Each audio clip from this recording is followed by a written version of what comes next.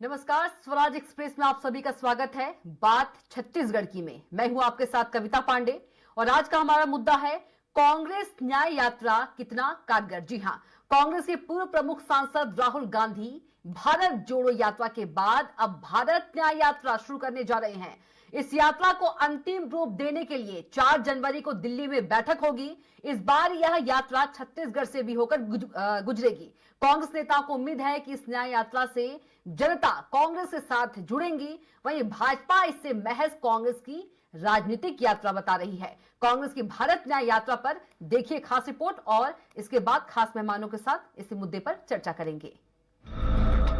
दरअसल कांग्रेस की भारत न्याय यात्रा पूर्व से पश्चिम यानी कि मणिपुर से मुंबई तक होगी। इसे कांग्रेस अध्यक्ष मल्लिकार्जुन खड़गे मणिपुर इम्फाल में हरी झंडी दिखाकर शुरू कराएंगे।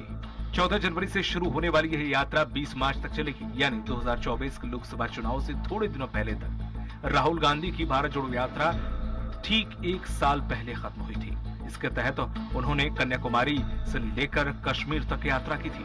2024 के लोकसभा चुनाव से पहले आयोजित की जाने वाली यह यात्रा 67 दिन में 14 राज्यों और 85 जिलों से होकर गुजरेगी।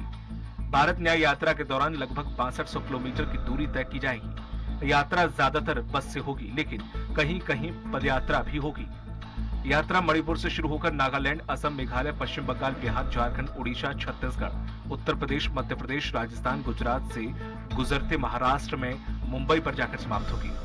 प्रमुख विपक्षी दल कांग्रेस ने इसके लिए INDIA गठबंधन के नेताओं को भी आमंत्रित करने का फैसला लिया है। पूर्व सीएम भूपेश बघेल ने कहा है कि 2024 में चुनाव है, उसके पहले 14 जनवरी से राहुल गांधी जी यात्रा शुरू कर रही हैं। न्याय यात्रा, उसमें हम लोग शामिल होंगे, छत्तीसगढ़ को भी जोड़ेंगे। यह कहां से होकर गुजरेगी जल्द ही तय हो जाएगा।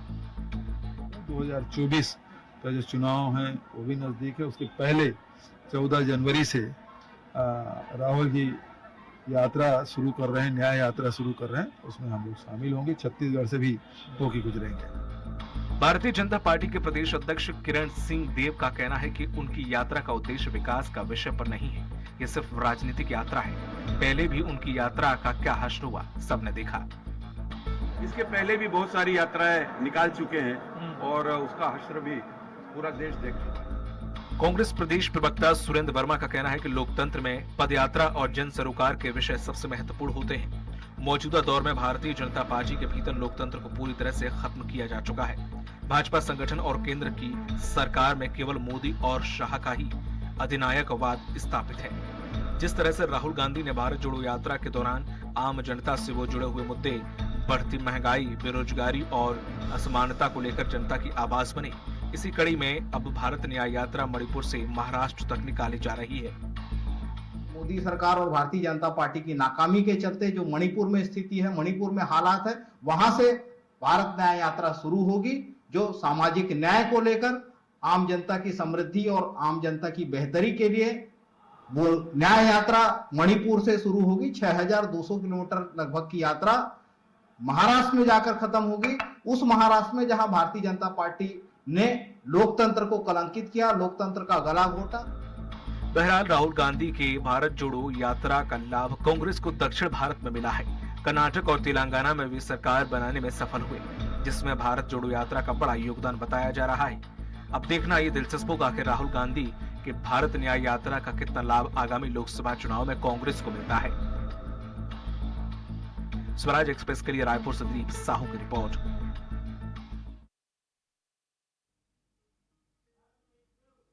रिपोर्ट देखिए आपने कांग्रेस न्याय यात्रा पर, और इसी पर खास मेहमानों के साथ खास चर्चा करेंगे। अवधेश जैन जी हमारे साथ मौजूद है, बीजेपी नेता, नितिन भंसाली जी कांग्रेस प्रवक्ता है, गंगेश द्विवेदी जी वरिष्ठ पत्रकार हैं।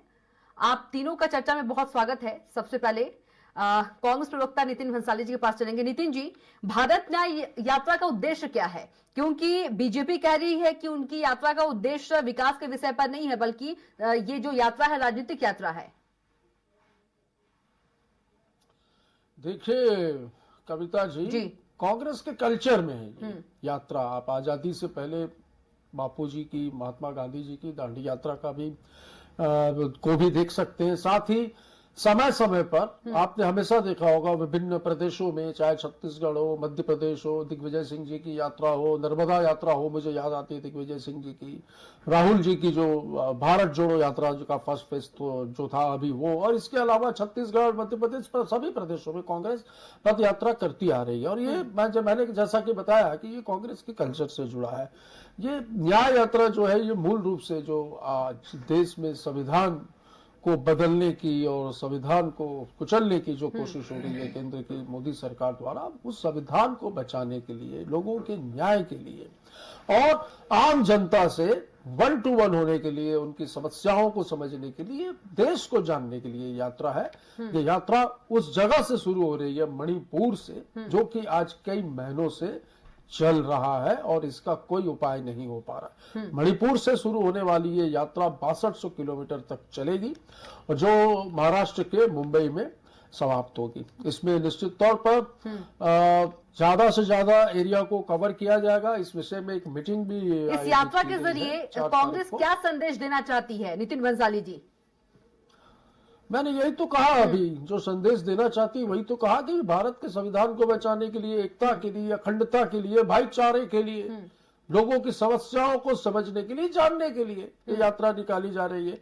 और आपने जैसा कि देखा ना भारत जोड़ो यात्रा का जो था वो, जिसमें किस प्रकार से हर वर्ग के लोग निकल कर आए बाहर और उन्होंने अपनी समस्याओं को बताया, राहुल गांधी जी से, हमारे वरिष्ठ नेताओं से मिले। निश्चित तौर पर इस बार भी जनता जो है वो लालायित है और खुशी की बात है कि इस बार ये यात्रा छत्तीसगढ़ के भी कुछ महत्वपूर्ण क्षेत्रों को कवर जी, नितिन जी लौटूंगे आपके पास।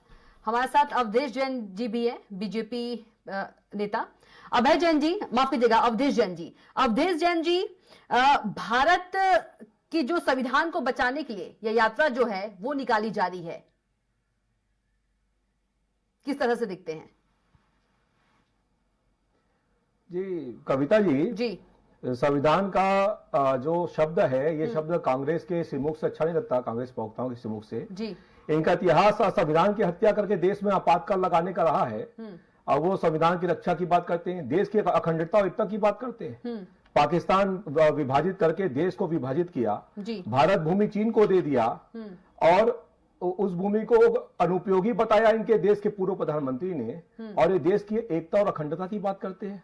यदि इतिहास का अध्ययन किया जाए, भारत देश में जितने भी दंगे हुए उसमें एक विशेष कौम को आप सुरक्षित रखें और हिंदू समुदाय की एक नरसंहार हुआ है। भारत पाकिस्तान का जब विभाजन हुआ उस समय सिख भाइयों का, पाकिस्तान के नागरिकों का, हिंदू भाइयों का जिस प्रकार से नरसंहार हुआ, उनके साथ अन्याय हुआ, उनको न्याय नहीं मिला, वो भी आज वो न्याय की मांग कर रहे हैं और ये न्याय यात्रा निकाल रहे हैं। कौन सी न्याय यात्रा? मैं देख रहा था इनकी यहाँ न्याय यात्रा निकल रही है। इनकी न्याय यात्रा निकल रही है। अभी ये इन्होंने मणिपुर की बात करी जी। मणिपुर में क्या राहुल गांधी, मेरा प्रश्न है, जो हिंदू मैदेई समुदाय है उनके हित की ये बात करेंगे? आज ये कुक्की समुदाय जो कि बाहर से आए हैं, जो दूसरे देश से आए हैं और यहाँ पर आकर के शरणार्थी के रूप में रहे और बाद में यहाँ के नागरिक बने, ऐसे लोग के हितों की बात कर रहे हैं। और इस दंगे के पीछे में भी कहीं ना कहीं कांग्रेस का षड्यंत्र है। इसमें कांग्रेस का षड्यंत्र छुपा नहीं है। तो ये इन्होंने एक चीज और कही, कांग्रेस का कल्चर रहा है यात्रा का, तो कांग्रेस का एक और कल्चर रहा है। कांग्रेस का कल्चर रहा है एकता यात्रा जो जम्मू कश्मीर के लिए निकली थी उसका विरोध करना, धारा 370 को देश समाप्त नहीं होने देने के लिए एकता यात्रा का विरोध किया। एक चीज और सुन लीजिए कविता जी, कार सेवा यात्रा जो राम मंदिर के लिए निकली थी, कार सेवा यात्रा जिसपे इन्होंने गोली चलवाया, कार सेवा यात्रा जिसपे गोली चलाया, ये उनका इतिहास रहा है। और ये आज अन्याय की बात कर रहे हैं। पहले आपने जो हिंदू समुदाय के साथ में अन्याय किया है और इतने देश के लोकसभा के सामने वहां पर हिंदुओं का, गौ सेवकों का नरसंहार किया, आपने गोलीबारी की गौ पे, अपने हिंदू संतों पे, उनका तो न्याय की बात करिए। जी जी, दोबारा आऊंगी आपके पास जैन साहब। गंगेश द्विवेदी जी, कांग्रेस भारत जोड़ो यात्रा के बाद भारत न्याय यात्रा निकाल रही है, लेकिन जो बीजेपी है, बीजेपी ये कह रही है कि ये राजनीतिक यात्रा है। देखिए, राजनीतिक है तो यात्रा कुल मिला के एक तरफ देखा जाए तो राजनीतिक लाभ लेने के लिए है, लेकिन जो इनका उद्देश्य है कांग्रेस, मतलब राहुल गांधी जी ने जैसे पिछली बार भारत जोड़ो यात्रा निकाली थी, कुल मिला के उसके बाद जो परिणाम आए 3 विधानसभा चुनाव के, वो परिणाम 5 में से 3 जो है वो भाजपा के पक्ष में चले गए हैं। और उसमें से खास तौर पर छत्तीसगढ़ से वो यात्रा नहीं गुजरी थी, जबकि यहाँ लग रहा था कि एक तरफा यहाँ जीत हो सकती है। तो मुझे लगता है कहीं ना कहीं इसका सीधे सीधे राजनीतिक यात्रा तो नहीं है, लेकिन फिर भी उसका राजनीतिक लाभ तो लेगी ही। कांग्रेस जो है इसका कहीं ना कहीं राजनीतिक लाभ लेने के लिए, चूंकि आगे लोकसभा चुनाव है, इसलिए स्वाभाविक तौर पर आरोप लगाना या इस तरह की बात कहना सही है अपनी जगह पे, भाजपा का जो कहना है। जी बिल्कुल। नितिन भंसाली जी, आप भारत जोड़ो यात्रा की बात कह रहे थे, लेकिन बीजेपी कह रही है कि पहले भी उनकी यात्रा का क्या हश्र हुआ सबने देखा है। क्या हश्र हुआ? तो मणिपुर और कर्नाटक हमने जीता ही ना। हश्र क्या हुआ इस विषय में नहीं बोलना चाहिए। और सीधी बात है, बीजेपी ये कह देना कि मणिपुर में ये किसका सहयोग करेंगे। मेरी बात सुनिए, एक सेकंड कविता, मैं कुछ कह रहा हूं। ये कह रहे हैं कि मणिपुर में हम किस समुदाय का सपोर्ट करेंगे, तो अभी तो यात्रा शुरू भी नहीं हुई है। इस बात में ये क्या कहना चाह रहे हैं? ये क्या कहना चाह रहे हैं? मीटिंग तो 4 तारीख को है। हम क्या करेंगे, किस हमारा रोड मैप क्या होगा, हम कहां से चलेंगे, इस पे सीधा इस बात पे अटैक करना किसी एक समुदाय पे, मतलब आप यात्रा से पहले ही दंगे फसाद करवाना चाहते हैं, ऐसा लगता है मुझे। मणिपुर क्या इस देश का हिस्सा नहीं है? मणिपुर में हमारी बहन को वहां पर निवस्त्र करने के बाद बलात्कार किया जाता है और उसको निवस्त्र करके घुमाया जाता है। ये क्या भारत है? मणिपुर भारत के अंदर है। आप अपनी नाकामियों को छुपाने के लिए इस प्रकार की बातें कर रहे हैं। एक बार भी देश के प्रधानमंत्री क्यों नहीं गए मणिपुर? क्यों सुध नहीं ली वहां की? क्यों वहां परिस्थितियां नियंत्रण में नहीं आ रही है? नियंत्रण में खुद नहीं कर पा रहे। नितिन भंसाली जी, क्या भारत न्याय यात्रा के तहत जो कांग्रेस है बीजेपी की नाकामियों को भी गिनाएगी?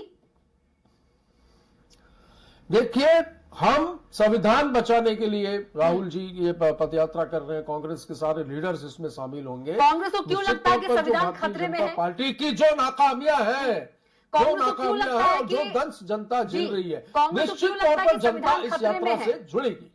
कांग्रेस को क्यों लगता है कि संविधान खतरे में है? आज संसद से एक भारी मात्रा में सांसदों को निलंबित करने के बाद बिना विपक्ष को भरोसे में लिए अच्छे विधेयक जिसको ये जिस प्रकार का परिवर्तन चाहते थे उस प्रकार का परिवर्तन करके इन्होंने लोकसभा में पास करवा लिया। हाल ही में देखिए गाड़ियां बंद है, ट्रांसपोर्ट के जो हमारे जो ड्राइवर भाई है सारे हड़ताल पर हैं, क्योंकि ऐसा कानून बना दिया जिसमें विपक्ष को जनता द्वारा चुने गए जनप्रतिनिधियों को ही विश्वास में नहीं लिया गया। तो ये संविधान की ही तो हत्या है। ठीक है, जैन साहब आप बोलिए। इस प्रकार से यदि इस देश में होगा रेल, हवाई अड्डे, बस स्टॉप सब बेच दिए जाएंगे, संविधान की हत्या नहीं। जी जैन साहब। जी कविता जी, बहुत मतलब 6 महीना पहले से देश के जितने भी ट्रक के सारथी हैं और अन्य इनके जो अभी हड़ताल भी करी वो कुछ कांग्रेस यूनियन से संबंधित ही है, और इनके जो देश के नेता है राहुल गांधी वो इनसे मिल रहे थे लगातार। 6 महीने पहले से मिल रहे हैं, किसी छिपा नहीं है, सब सोशल मीडिया में सब आया हुआ है। क्या षड्यंत्र चल रहा है देश के अंदर में, छिपा नहीं है। और मणिपुर में भी आपने जो हिंदू समुदाय, जो मैदेई समुदाय है, उनके लिए आप वहां पर जो आपका पूरा इतिहास रहा है धर्मांतरण कराने का, आप जिस क्षेत्र से निकाल रहे हैं, आप नागालैंड है, असम है, मेघालय है, वहां पर जाके पश्चिम बंगाल है, बिहार है, झारखंड है, ओडिशा है, इन क्षेत्रों में छत्तीसगढ़ भी है, इन क्षेत्रों में हो रहे धर्मांतरण के खिलाफ में राहुल गांधी बोलेंगे? आज तक उनका नहीं आया, बल्कि क्या आया स्टेटमेंट कि मंदिर की मूर्तियां शक्तिहीन है, शक्ति विहीन है, ऐसा स्टेटमेंट आया। परंतु धर्मांतरण के लिए मुसलमानों का जो अवैध घुसपैठ हो रहा है, धर्मांतरण का बार-बार ये विषय आता है। मैं बड़ी विनम्रता से बोल रहा हूं, छत्तीसगढ़ में नहीं, आप पर सुनिए, आप देखिए कविता जी,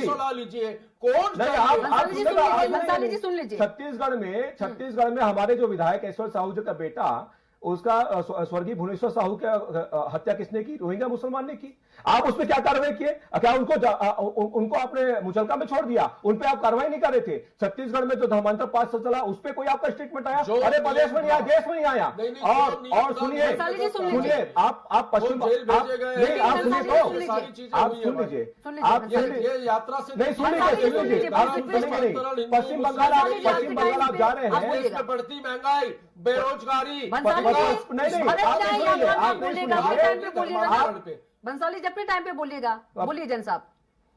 पश्चिम बंगाल में आप जा रहे हैं राहुल गांधी जी, जो 40,000 हिंदू शरणार्थियों को घेर करके पानी में जहर मिला करके और गोलीबारी करके मरीज झांपी नरसंहार किया था 1969 में, क्या उस पर राहुल गांधी बोलेंगे? आज तक वहां का हिंदू उस नरसंहार के सदमे से बाहर नहीं आया और 40,000 परिवार को आज तक आपने अन्याय नहीं दिया, अन्याय किया है। केंद्र में तो आपकी सरकार रही, आप सुनेंगे नहीं, आप सुनेंगे, आपके पास जवाब नहीं है, आपके पास जवाब नहीं है। पहले सुन लीजिए, आप उत्तर प्रदेश में इनकी यात्रा जा रही है। उत्तर प्रदेश में आज चलिए राम मंदिर तो बन गया, अब मेरा कहना है काशी विश्वनाथ मंदिर में जो सामने भगवान मथुरा मंदिर में भगवान श्री कृष्ण के जन्म स्थली पे जो वहां पर अवैध मस्जिद बना हुआ है, क्या उसके संबंध में राहुल गांधी बोलेंगे? उनकी हिम्मत है?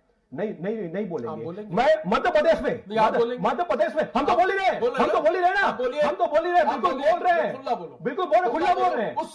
आप अपने समय बोलिएगा, रुकिए, आप अपने समय बोलिएगा। मध्य प्रदेश में भोजशाला में सरस्वती मंदिर के लिए क्या राहुल गांधी बोलेंगे? मध्य प्रदेश में सरस्वती मंदिर के लिए सरस्वती मंदिर के विवाद के लिए क्या राहुल गांधी बोलेंगे? हिंदू समुदाय नहीं, कविता जी मेरे सवाल को बोलने नहीं दिया गया। आप ठीक है बोल रहे हैं, ये बोलते रहे लगातार, मेरा आप पहले सुन लीजिए कविता जी। गंगेश द्विवेदी जी भी वरिष्ठ नहीं, अभी को बोलने नहीं दिया गया है, सुन लीजिए पहले पूरा। बारात जा रही है यात्रा, सुनिए, आऊंगी दोबारा आपके पास आऊंगी। गंगेश द्विवेदी जी भी है, गंगेश द्विवेदी जी भी है। 2 मिनट पहले मेरी बात पूरी आऊंगी आपके पास, आऊंगी जैन साहब, आऊंगी आपके पास, दोबारा आऊंगी। गंगेश द्विवेदी जी, क्या लगता आप है आएंगे? इसका राजनीतिक लाभ बोलने दो, मेरे को कांग्रेस को मिलेगा? मेरे पास सारे जवाब है।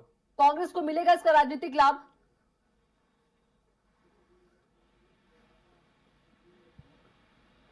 हेलो जी कविता जी, गंगेश जी आवाज पहुंच पा रही है आप तक? हाँ जी, आ रही मैडम जी, क्या इस भारत न्याय यात्रा का जो लाभ है, राजनीतिक लाभ, वो कांग्रेस को मिलेगा? निश्चित तौर पर इसका लाभ मिलेगा, दिख रहा है क्योंकि देखिए नॉर्थ ईस्ट आप में दोनों जहाँ से प्लीज रुक यात्रा जाइए, शुरू कर रहे रिक्वेस्ट है हैं, दोनों से, भंसाली जी और जैन साहब प्लीज, वरिष्ठ जी। पत्रकार है, उनकी बात सुन लीजिए जी। नॉर्थ ईस्ट से जहाँ से यात्रा शुरू हो रही है, मेन मसला मणिपुर का है। मणिपुर में ज्यादा समय गुजारेंगे राहुल गांधी। उसके बाद जो मेन फोकस है उत्तर प्रदेश और राजस्थान, जहाँ पे यात्रा नहीं जा पाई थी। और लोकसभा चुनाव में निश्चित तौर पर दोनों बड़े राज्यों में सीटें भी ज्यादा हैं, तो निश्चित तौर पर कहीं ना कहीं राजनीतिक लाभ उसमें मिलेगा निश्चित तौर पर कांग्रेस को इसमें, इस यात्रा का।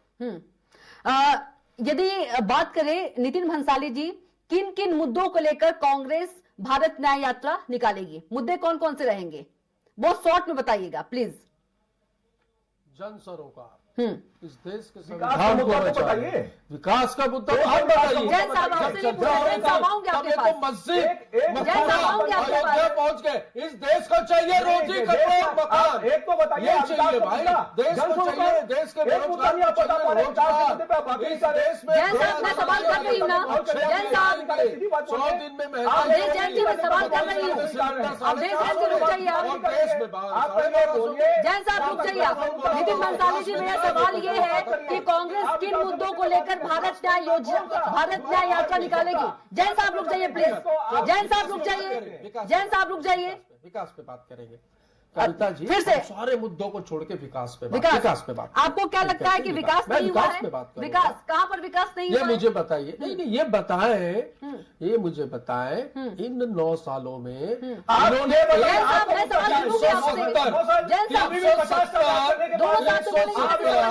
और राम मंदिर के अलावा क्या किया?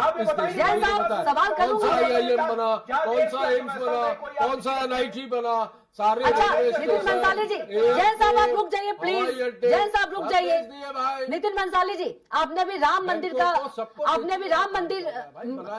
कहा आपने, तो क्या राम मंदिर से कांग्रेस खुश नहीं है? नितिन भंसाली जी, राम मंदिर बनने से खुश नहीं है? क्यों खुश नहीं है? श्री राम राम, मैं बिल्कुल भी मैं इसके खिलाफ नहीं हूँ, मैं तो खुश हूँ। पर जैन साहब रुकिए ना, जैन साहब सुन लीजिए ना भंसाली जी को। जब आप फिर आप बोलते हैं जवाब नहीं दे रहे हैं, मुद्दे नहीं बता रहे हैं, अब जब बता रहे हैं तो आप बीच में बोल रहे हैं। आप सुनने की बात कर रहे हैं। अवधेश जैन जी, देश की अर्थव्यवस्था के संबंध में आपका अवधेश जैन जी, क्या आपको जवाब सुनना है? उठा लीजिए 2014 की, नितिन भंसाली जी उठा लीजिए 2024 नितिन भंसाली जी, 9 साल में देखिए इस जनता राम मंदिर का भी आपने अभी मुद्दा छेड़ा, और कहा कि 9 सालों में विकास नहीं हुआ है। कांग्रेस को किस तरह का विकास चाहिए? नितिन जैन साहब, बिल्कुल आप सुनिएगा, आपके ही सवाल मैंने पूछे हैं जी। रोटी, कपड़ा और मकान, आज भी तो गरीबों मकान की तो स्थिति वही है। तो जो मकान कि- तो मिल ही रहा है पीएम आवास अरे योजना से। देंगे, कविता जी देंगे, दिए नहीं है। अभी सुनिए, विकास पे बात हो रही है। आज देश की अर्थव्यवस्था देख लीजिए, देश की महंगाई की हालत देख लीजिए। आपके घर का बजट भी आपको ही पता होगा कि 2014 में आप अपनी मम्मी से पूछिएगा या आपके घर में जो बड़े होंगे उनको पूछिएगा कि 2014 तक घर का खर्चा किस स्तर पर था और आज किस स्तर पर है। गेहूं, चावल, तेल सब महंगा हो चुका है। मैं दूध, दही, ब्रेड, मक्खन तक की जीएसटी लगा दी है। और ये कहते हैं अच्छे दिन आएंगे, ये कहा था कि नहीं भाई? मैं पूछना चाहता हूँ, अच्छे दिन आएंगे? अच्छा, कहा था कि नहीं? कहा था नितिन, इसके बाद कहेंगे नितिन वंसाली जी, 100 दिन में महंगाई कम करेंगे, 2 करोड़ लोगों को रोजगार देंगे। नितिन वंसाली जी, क्या जनता जो है, जो लोग हैं भारत के लोग, क्या कांग्रेस को सुनने को तैयार है? जो भारत न्याय जो यात्रा उसमें शामिल होने को रेडी है? क्योंकि उसका असर आपने देखा है 3 राज्यों में। उठा रहे हैं, हम जनता के बीच जा रहे हैं। राहुल गांधी जी हमारे वरिष्ठ नेता जनता के बीच जा रहे हैं और जैसा कि मैंने कहा, ये हमारी संस्कृति है। बिल्कुल, यहाँ से जनता हमसे मिलेगी, 1 to 1 होगी, अपनी समस्याएं बताएगी, हम उनके निराकरण पर बात करेंगे, देश जोड़ने का काम करते हैं। विकास कार्य नहीं हुए हैं, विकास कार्य नहीं हुए हैं। जी मैं बता रहा हूं, अभी कांग्रेस प्रवक्ता ने आवास की, मकान की बातें की। मकान का तो छत्तीसगढ़ प्रदेश में 16 लाख मकानों को कांग्रेस की सरकार 5 साल तक रोके रही, जनता को वो मकान बनने नहीं दी। प्रदेश में चिकित्सा के अभाव में अभी भी जो मकान जो भी बन रहे हैं ना, उसमें आधे से ज्यादा काम हम लोग करा चुके हैं। उसी को ऊपर का काम करा के बिल्डिंग करके देने वाले। वंसाली जी, वक्त नहीं है, सुन लीजिए आप। और आप ये बोल रहे हैं कि क्या बोलते मकान, आप बोल रहे चिकित्सा। पहले आप ये बताइए, आप अर्थव्यवस्था की बात कर रहे थे। आज हमारा भारत देश विश्व की 5वीं अर्थव्यवस्था में आता है। ये 9 साल का विकास है। ये 9 साल की स्थिति आपने देश की लाके दी। आपके समय में 2014 में विश्व की अर्थव्यवस्था में भारत देश कहीं पर नहीं था, कहीं पर नहीं था। आप कम से कम ये तो बोलिए, आप 2014 9 साल, आपके 50 साल 9 साल में 9 साल कई गुना देश का विकास कर दिया। आपके 50 साल में तो केवल और केवल हिंदू बहुसंख्यक केवल प्रताड़ित होते रहे, जातिवाद करते रहे। आज भी इनका घोषणा पत्र में जातिवाद की बात करते हैं, हिंदू जनगणना की बात करते हैं। मैं कांग्रेस के प्रवक्ता से पूछना चाहूंगा, वीडियो पूछना चाहूंगा, क्या मुस्लिम समुदाय का ये जनगणना कराएंगे? क्या ईसाई समुदाय में जनगणना कराएंगे? सारे जनगणना आज तक नहीं कराया आपने,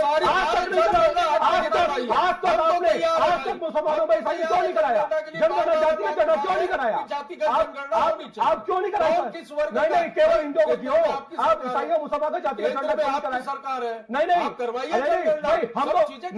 हम तो भारत देश के। अवधेश जैन जी, सरकार तो आपकी छत्तीसगढ़ में, क्या आप जनगणना कराएंगे मुस्लिम ईसाई की? आप बता दीजिए, आप बता दीजिए, आप बता दीजिए जैन साहब। खत्म कर दीजिए, उसी को खत्म करने के हम लिए तो देश के प्रत्येक नागरिक को देखिएगा, ये देश ठीक है, अब्दुल चाहिए, ठीक है, गंगेश जी की बात करते हैं। गंगेश जी, ठीक है, गंगेश जी, राहुल गांधी जो है, कांग्रेसी जो है, जो भारत न्याय यात्रा निकलेगी, उसके जरिए जो विपक्ष है, सरकार है, जो सरकार है उसकी नाकामियों को गिनाएगी और विकास के मुद्दों को लेकर निकलेगी।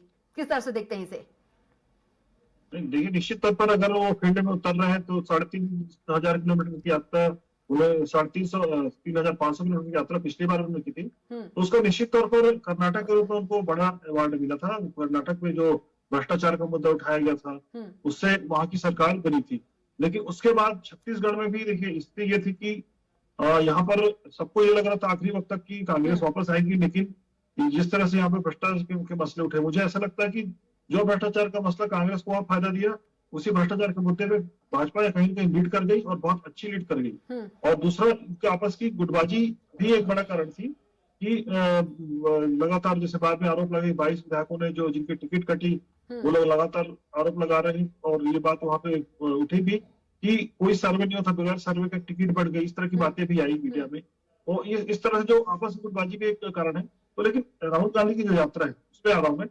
यात्रा का निश्चित तौर पर जनता के बीच जाने का फायदा कोई भी पार्टी हो, चाहे भाजपा हो, कांग्रेस हो या कोई दीगर पार्टी हो, अगर जनता के बीच जाएगा तो उसको निश्चित तौर पर उसका फायदा मिलेगा, क्योंकि जनता जो फीडबैक आएगा वही एक तरह से उनका मन पढ़ने की बात होगी। और राहुल गांधी, मुझे लगता है कि पिछली यात्रा से उनको काफी अनुभव आ गया, उनकी हम लोगों ने भाषण भी सुना है, उस अनुभव का उनको इस यात्रा में बहुत ज्यादा लाभ मिलेगा और मुझे ऐसा लगता है कि निश्चित तौर पर इस यात्रा का उनको लाभ होगा। चलिए, समय का अभाव है इसलिए यहीं पर डिबेट को क्लोज करना पड़ेगा। अवधेश जैन जी आपका भी बहुत धन्यवाद, नितिन भंसाली जी आपका भी बहुत धन्यवाद और गंगेश द्विवेदी जी आपका भी बहुत धन्यवाद। तो कांग्रेस न्याय यात्रा निकाल रही है और इसको लेकर जो बीजेपी है, बीजेपी तंज कस रही है। बीजेपी का कहना है कि ये भारत न्याय यात्रा नहीं बल्कि ये राजनीतिक यात्रा है। पहले भी जो भारत जोड़ो यात्रा है उसका क्या हर्ष हुआ था सबने देखा था। तो फिलहाल के लिए बात छत्तीसगढ़ की में इतना ही। आप देखते रहिए स्वराज एक्सप्रेस। नमस्कार।